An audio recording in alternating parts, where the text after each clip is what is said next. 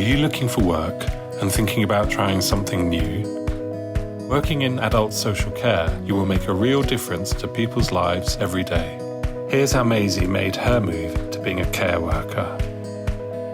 Before I became a carer, I was working in the retail sector as part of a customer service team. I always enjoyed helping people, even over the phone.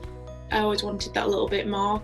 I wanted it more on a personal level. I saw a lot of caring jobs advertised online, so I applied. I got a good few interviews. It took about a week to get the training sorted and some shadowing shifts. From my previous role, customer service is one of the transferable skills, as well as problem solving and finding a clear way to communicate. My job on a day-to-day, it can vary so much. So it could be a cup of tea and a chat to make sure they're okay, supporting to undress, making food, just your everyday tasks that they just need the extra help with. My preconceptions of care has 100% changed. I thought there was going to be a lot more bodily fluids involved and a lot more funny smells, and you just realise that is such a minor, irrelevant part of the job. It's all about making the difference, and the relationships are amazing, and these people that you're working with are really amazing.